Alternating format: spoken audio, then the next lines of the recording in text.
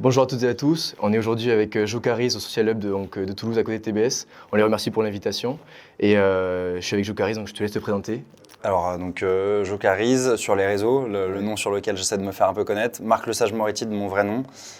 J'ai 32 ans, j'ai passé 7 ans à bosser chez Goldman Sachs. Et après, j'ai quitté mon job chez Goldman Sachs pour me lancer dans la creator economy en tant que créateur de contenu, d'abord sur les jeux vidéo et maintenant aujourd'hui sur plus l'éducation. On va dire que j'essaye de faire découvrir un peu le monde de l'entreprise aux étudiants. Ok, super. L'idée un petit peu des voltigeurs, c'est prendre les parcours des gens un petit peu de A à Z, en commençant par l'enfance avec les premières inspirations, que ce soit entrepreneuriales ou finance, des choses comme ça. Comprendre pourquoi est-ce que les gens en sont arrivés là. Est-ce que tu peux nous dire, quand tu étais jeune, tu te définirais comment? Je me définirais, alors ça dépend jeune à quel point, mais je me définirais comme un rêveur, Ok. tu vois. Quand j'étais, mes parents essayaient de me foutre 1 an au Louveteau, ça m'a pas du tout plu, je me suis barré direct. Mais tu sais, à la fin de l'année de Louveteau, tu as ton blaze, tu as ce qu'on appelle un totem. Exactement. Moi, il était assez amélioratif, c'était tortue rêveuse, tu vois. D'accord. Et je pense que ça décrit bien en vrai qui je suis, c'est-à-dire que je pense que je suis quelqu'un d'assez paresseux D'accord.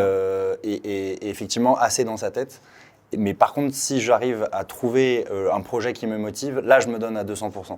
Ok. Et en fait, je pense que c'est parce que je suis paresseux que du coup, j'ai on va dire cette contrainte en plus. Je suis obligé de bosser sur quelque chose qui me motive à fond. Je peux pas bosser sur un truc qui me motive pas. Ok, donc en fait, tu marches un petit peu à la passion, tu as besoin de choses qui te stimulent concrètement pour vraiment atteindre des objectifs. 100%, sinon je fais rien. Ok, j'ai vu un truc qui m'a pas mal intrigué, c'est que tu disais dans une interview avec Actionnaire qu'en fait, toi, ce qui te plaisait beaucoup, c'était le chemin plutôt que l'objectif. C'est ce dont je me suis rendu compte en prépa notamment, c'est que en fait, j'avais adoré, tu vois, finalement la prépa, parce que justement, dans la prépa, je m'étais trouvé un peu une passion pour les maths. Et donc, j'ai kiffé les maths, j'ai arrêté toutes les autres matières, parce que j'arrivais pas trop du coup à les bosser, je les bossais très peu. Et en arrivant en école, comme j'avais plus ce challenge, effectivement, j'étais un peu déboussolé. Tu vois, je dirais que peut-être en banque, c'était la même chose. J'ai adoré mes 6 années. Ouais. Et alors que, tu vois, une fois que j'arrive vice-président, qui est peut-être un truc qui fait rêver un peu les gens. Alors, vice-président, juste pour préciser à ceux qui ne connaissent pas, dans les banques américaines, c'est un titre très pompeux, juste pour dire que tu as 6 ans d'ancienneté dans la banque. D'accord. Mais tu vois, dans une banque comme Goldman Sachs, on est 35 000, tu en as peut-être 5 000 des vice-présidents, quoi. Ça ne veut pas dire que tu es numéro 2 de la boîte. D'accord. Mais ça reste quand même un truc assez prestigieux et dur à obtenir. Et tu pourrais penser que c'est trop bien d'être vice-président, alors en fait, moi, j'ai adoré les étapes pour le devenir, quoi. Et j'ai pas tellement aimé une fois que je l'étais, quoi. D'accord, ok, super intéressant. Tu parlais de Goldman Sachs, est-ce que tu peux nous parler, il y a pas mal de jeunes qui nous écoutent, peut-être qui ont envie d'atteindre ce niveau donc, de VP dans ces grosses enseignes-là. Est-ce que tu pourrais nous dire un petit peu comment tu y es arrivé, quelles sont les différentes étapes et quelles sont, on va dire, les grandes leçons que tu en retiens? Les étapes, c'est tout simplement que j'ai pas, justement, à chaque fois, j'ai suivi ma passion. Donc, quand j'aimais les maths en prépa et que j'arrivais en école, il n'y avait plus de maths, donc je suis devenu prof de maths sur le côté. Après, en classe préparatoire. Après, au moment de me lancer dans la vie professionnelle, du coup, en venant d'école de commerce, il n'y avait aucun boulot qui me plaisait, parce qu'il n'y avait aucun boulot un peu technique. Et le seul boulot qui était possible pour moi, c'était structureur, c'est-à-dire le gars qui crée les produits dérivés et qui les price, c'est-à-dire un peu l'ingénieur de la salle de marché. Et donc, quand moi j'ai voulu faire ça, à cette époque-là, c'était vraiment réservé aux centraliens et aux polytechniciens. Ouais. Et donc, on m'a dit, pareil, tu peux pas le faire, c'est pas pour toi. Et puis, j'ai forcé, tu vois, j'ai réussi à le faire. C'est comme ça, du coup, c'est grâce à une expérience en structuration chez BNP, où je n'étais pas forcément invité aux entretiens, où j'ai réussi à m'incruster, que je rentre chez Goldman Sachs. Et voilà, et donc de manière générale, j'ai l'impression que c'est le fait de suivre ma passion qui a fait que du coup je me suis donné à 200% et que j'étais bon, et le fait de ne pas écouter les autres, tu vois. Ouais. Là, quand tu parles, il y a quelque chose qui me vient en tête, c'est que j'ai l'impression avec toi, le mot impossible, tu acceptes pas. Ça m'en fout. Ça te rend fou? Enfin, en fait, venant de quelqu'un d'autre, ça m'en fout. Quelqu'un qui te met une limite et qui te dit ça, c'est pas possible, tu vois, ça me rend zinzin. Okay. Et je pense que les limites, elles sont énormément dans le cerveau, tu vois. Il y a quelqu'un que je connais, dont j'ai entendu une conférence, et puis c'est une amie d'amis qui s'appelle Lucie Carrasco, je sais pas si tu vois qui c'est. Ok. Donc voilà, qui est tétraplégique, tu vois, et qui a monté une marque de fringues hyper connue, tu vois, qui est pote avec Shakira aujourd'hui et ça. Et enfin, elle, depuis qu'elle a 6 mois, les médecins essaient de lui prédire quand est-ce qu'elle va crever, tu vois. Et donc je pense que un témoignage d'une personne comme ça te fait vraiment réfléchir sur la limite. Est-ce que la limite, tu vois, à quel point... moi, je pense que 99% de la limite, elle est dans ta tête, et tu vois, et 1% est peut-être réel, quoi. Mais quand il y a une question que je pose souvent dans ces voltigeurs, mais souvent je la garde pour la fin. Et en fait, là, tu me pousses à la poser maintenant. Qu'est-ce qui t'inspire? Est-ce que tu as des personnes, des personnalités, que ce soit publiques ou pas, vraiment qui t'inspirent, qui chaque jour un petit peu te portent dans tes objectifs, le chemin dont on parlait? Alors il y en a plein, tu vois, là je reviens, là j'étais à la maison de retraite voir ma grand-mère et mon grand-père. Alors côté maternel, on l'appelait mon papy, qui est corse, tu vois, qui vient... En fait, moi mes parents bossaient beaucoup, donc en fait j'ai été beaucoup éduqué par mes grands-parents, du coup côté maternel. Et mon grand-père corse, il vient d'un milieu très modeste, tu vois, quand il se douchait le matin, on lui versait un seau d'eau sur la gueule, tu vois. À un moment, il y avait un gars qui rackettait des gens dans son collège, les flics étaient venus voir ses parents. Il demandait ouais, est-ce que le petit Charles Moretti il vous pique de l'argent et ça, et ses parents disent c'est pas possible, on n'a pas d'argent. Enfin, tu vois, il vient d'un milieu très très modeste, tu vois. Et c'est quelqu'un qui m'a toujours énormément inspiré et qui, je pense que les valeurs que j'ai aujourd'hui viennent beaucoup de lui, tu vois. Donc voilà, ça c'est dans les personnes proches. Et après, j'ai plein d'inspirations, tu vois. Récemment, récemment, je lisais l'histoire de Magellan, de Stefan Zweig. C'est hallucinant la résilience du gars, tu vois. Il part au début, il essaye de monter sa flotte, c'est un Portugais. Il se fait un peu, renier par la couronne du Portugal, donc il rejoint les Espagnols. Ce qui arrive souvent quand tu quittes un monde et que tu en rejoins un autre. Moi, du coup, j'ai un peu de la sympathie pour lui, tu vois. Quand j'ai quitté la banque et je rejoins un peu un autre monde, c'est que en fait, t'es renié par les uns et rejeté par les autres, donc tu te retrouves un peu dans un entre-deux. Lui, toute sa vie, c'est ça, ni le Portugal ni l'Espagne lui est favorable. Il y a des navires dans sa flotte qui se rebellent contre lui et tout ça. Il arrive à tenir, et le drame dans l'histoire et dans la vie, c'est souvent le cas, c'est que il se fait tuer après dans les Philippines et c'est quelqu'un qui s'est rebellé contre lui qui prendra les lauriers de son succès, d'avoir prouvé qu'on pouvait faire le tour du monde par l'Ouest, quoi. Donc, T'aimes bien l'histoire, je me rends compte. On a un lien comme ça tous les deux, c'est que même avec beaucoup de gens d'Escari, notamment Martin qui collabore avec moi, on a beaucoup l'histoire et utiliser l'histoire pour des décisions, des choses comme ça, des choses stratégiques. Je trouve ça sympa de l'utiliser même dans des philosophies de vie personnelles, donc c'est super cool. Il y a une question que je voulais te poser également, c'est t'as monté un talk show, t'as la saison 2 si je me trompe pas. Ouais, c'est ça. J'ai mis saison 2 pour officialiser. Alors la saison 1, elle était assez, faite un peu à l'arrache dans ma chambre et tout ça. Ouais. Et là, la saison 2, ça commence lundi, là, dans 3 jours. J'ai vu que tu as des super invités. Est-ce que tu peux nous en parler un petit peu et dire pourquoi ces invités-là? Alors là, juste avant d'arriver, là, j'étais justement au téléphone avec Sixtine, qui bosse sur le crayon. Je trouve ça hyper intéressant parce que déjà, elle est dans la creator economy, c'est-à-dire cette économie de plateforme où il y a des créateurs indépendants qui déposent du contenu et qui font eux-mêmes venir leurs viewers. Pour moi, la creator economy, et pour plusieurs investisseurs, c'est une révolution technologique et économique énorme, tu vois. Il y en a qui se disent que c'est du même titre que quand il y a eu la révolution où on s'est rendu compte que des plateformes de matchmaking entre l'offre et la demande, type Uber et Airbnb, pouvaient valoir des dizaines de milliards de dollars. Et ce truc-là a révolutionné plein de secteurs, en fait, le fait de créer des plateformes de matchmaking entre l'offre et la demande qui font plein de recyclage, en fait, et qui sont un peu... à l'encontre un peu de la société de consommation du toujours plus. Je pense que la creator economy, ça a plein de répercussions, tu vois. Ouais. Et pour t'en donner qu'une, par exemple, la manière dont on vend aujourd'hui est en train de complètement changer. C'est-à-dire que la manière classique dont on vendait, c'est un vendeur d'une entreprise qui vend toujours les produits de son entreprise. Ouais. Aujourd'hui, la vente, c'est un vendeur, un influenceur qui parle à une communauté, qui a la crédibilité auprès de sa communauté et qui vend différents produits, tu vois. Donc la vente, qui est un truc quand même clé dans toute la société économique, est révolutionnée par la creator economy. Et tu as plein d'autres sujets, tu vois, qui sont révolutionnés. Donc c'est un truc qui m'intéresse énormément. Sixtine, elle est là-dedans. Ouais. Elle a commencé à être entrepreneuse en même temps qu'elle était à l'école. Ça, c'est un sujet qui m'intéresse beaucoup. Moi, j'ai eu souvent l'impression dans ma vie que mon école ne m'a pas trop aidé, qui me mettait un peu des bâtons dans les roues. Donc, c'est des sujets dont j'ai envie de parler avec elle. Et c'est une meuf. Et en fait, ça étonne parfois les gens quand on dit « Ah ouais, mais donc toi, en tant que meuf, est-ce que c'était plus dur pour toi ?» Et ça, il y en a qui disent « Attends, mais tu peux pas dire ça, on est en 2023 et ça. » Alors que bien sûr que c'est le cas, tu vois. C'est complètement le cas. Moi, je suis dans mon roadshow des écoles. Et en fait, alors moi, il faut savoir que dans ma communauté sur YouTube, j'ai que 5% de meufs. Donc, parce que je parle de sujets de gaming, de finance et tout ça. Et donc, quand je rencontre dans ma tournée des écoles des meufs, je leur dis « Ah, mais donc c'est marrant. Mais pourquoi vous êtes si peu et tout ça ?» Et elles me disent « Mais parce qu'en fait, on n'ose pas. Parce que en finance, c'est tellement masculin comme univers qu'on se dit est-ce que c'est pour nous, est-ce que c'est pas pour nous, est-ce qu'il va y avoir des sujets un peu d'harcèlement moral et tout ça.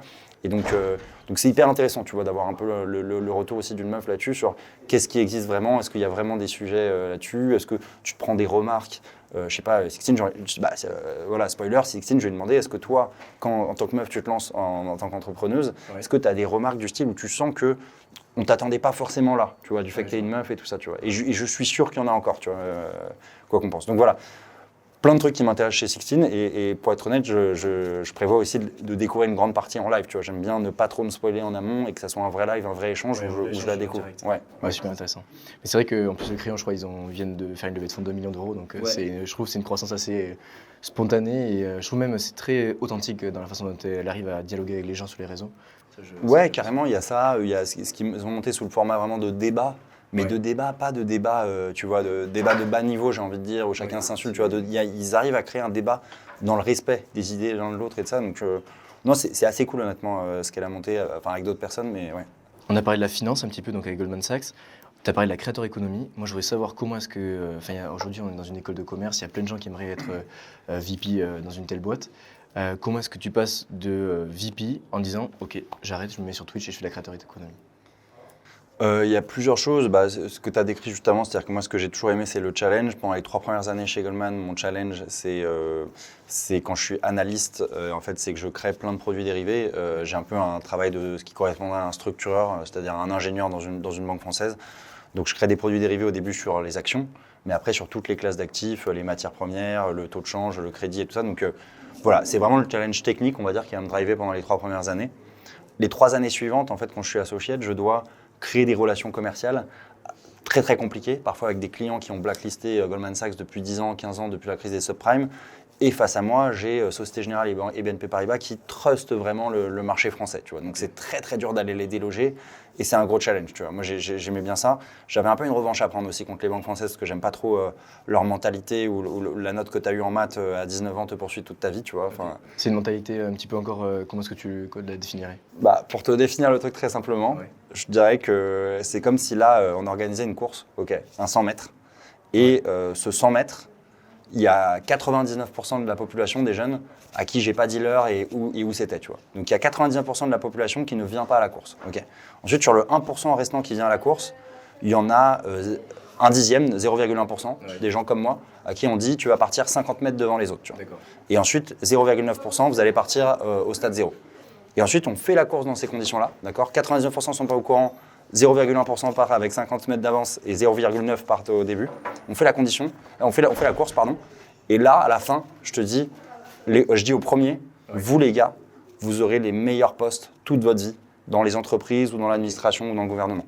Donc il y a une méritocratie en fait qui n'est pas forcément présente. Qui est complètement illusoire, tu vois, pour moi, au niveau de ce, tu vois, du système des écoles et tout ça. Mais après, c'est pour ça que, pour moi, là, la méritocratie, elle n'existe pas. Et pour moi, il y a des boîtes, comme les boîtes américaines, qui ont complètement conscience de ça, et où du coup, tu as un grind qui est continu. Et donc, du coup, cette illusion, tu vois, ce shit show qu'il y a eu au début n'est pas pris en compte.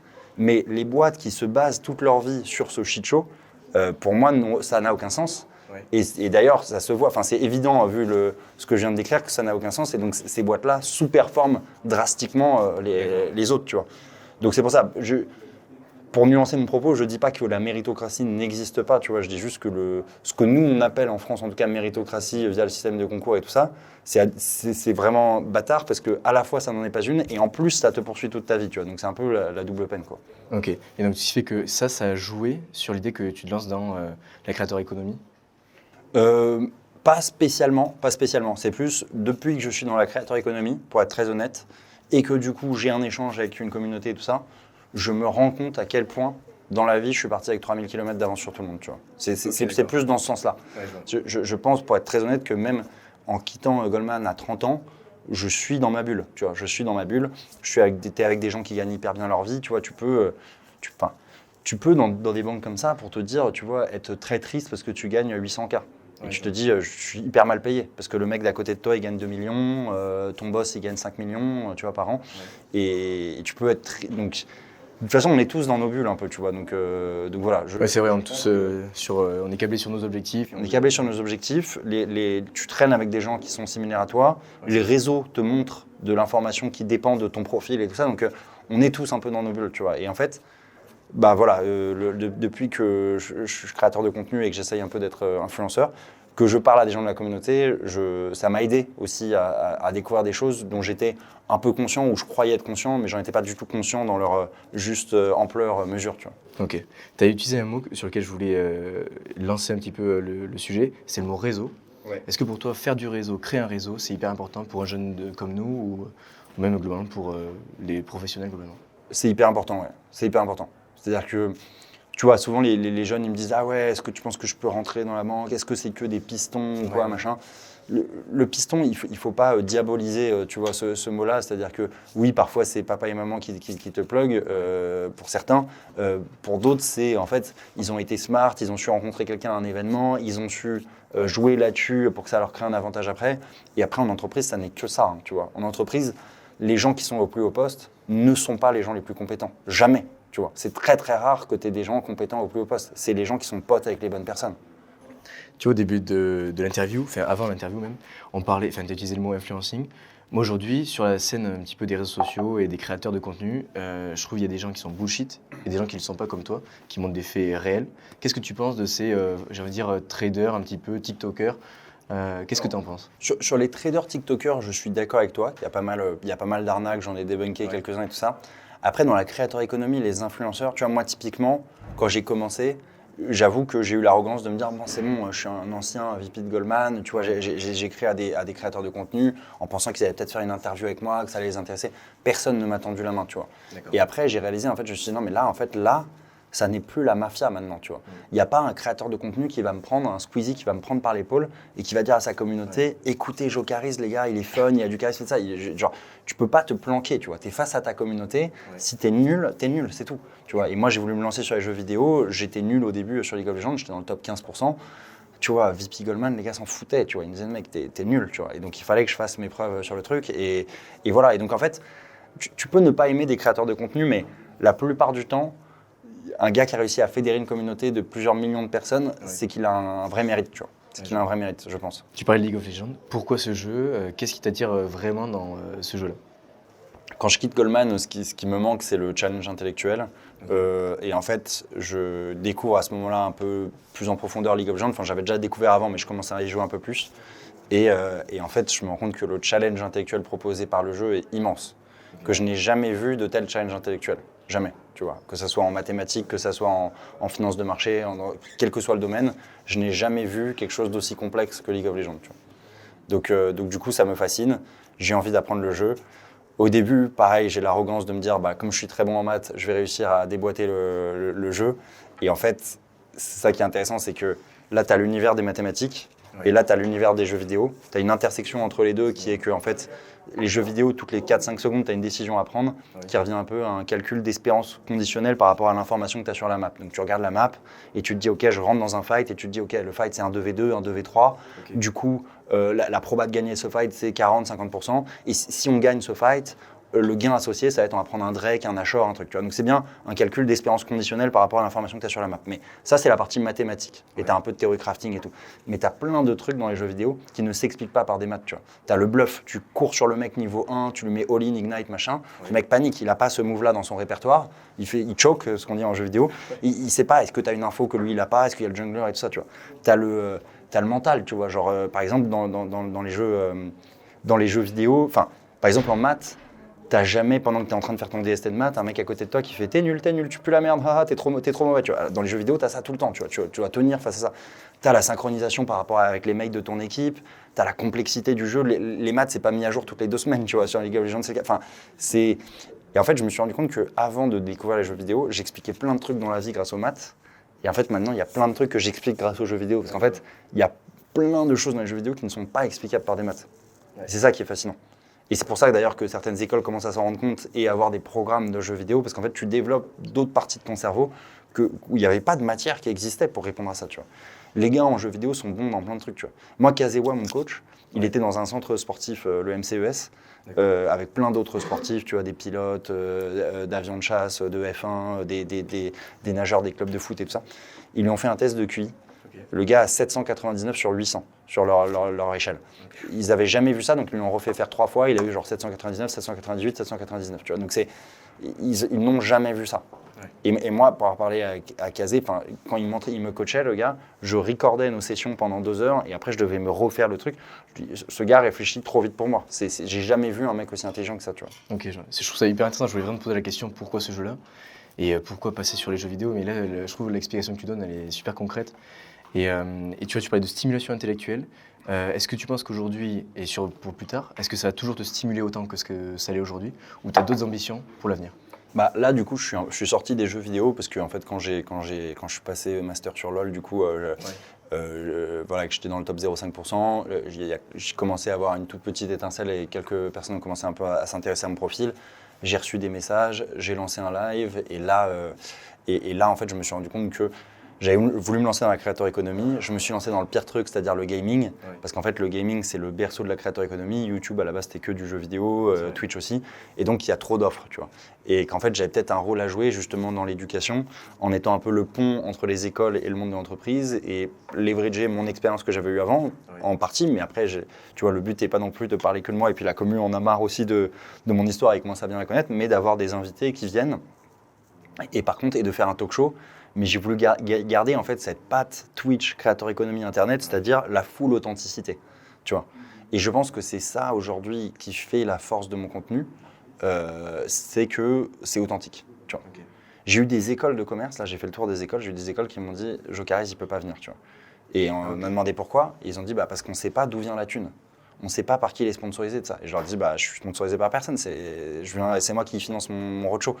Et ils m'ont dit, bah, c'est ça le problème. C'est qu'en fait, du coup, on sait que tu n'auras pas un discours policé d'une RH qui parle de sa boîte et tout ça.